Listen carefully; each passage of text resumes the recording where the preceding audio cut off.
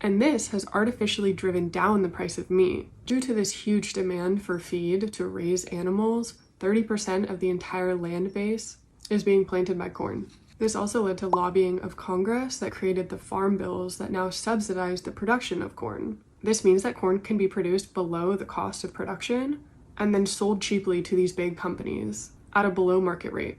And this has artificially driven down the price of meat. Cheap corn meant that feed could easily be shipped and moved across the country, and so this led to the creation of CAFOs, or CAFOs, also known as concentrated animal feeding operations. It's also important to note that cows are not evolved to eat corn, and this can be harmful because a diet high in corn can lead to more E. coli, and this is what led to the spread of E. coli 0157H7, which was a deadly strain of E. coli that led to massive recalls and deaths. Part of the reason E. coli spreads is because the animals, like cows, are knee-deep in their manure all day. And so it gets on their skin, and as these animals are processed, it gets into the meat.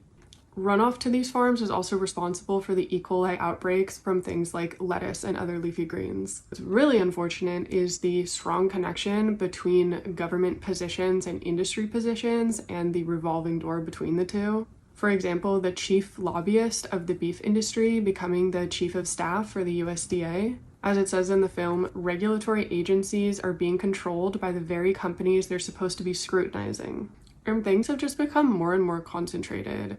It says in the 1970s, there were thousands of slaughterhouses, and today, which was 2008, there were 13. Because there can be hundreds or thousands of different animals in like a ground meat product, this exponentially increases the odds of a bad pathogen getting into the meat supply. In 1998, the USDA tried to implement microbial testing for things like Salmonella and E. coli, but the meat and poultry industry took the USDA to court, and it was ruled that the USDA had no authority to shut down these meat plants, even if microbial tests were repeatedly failed. The film notes that giving cows a diet of grass for 5 days would kill 90% of the E. coli. But of course they don't do that.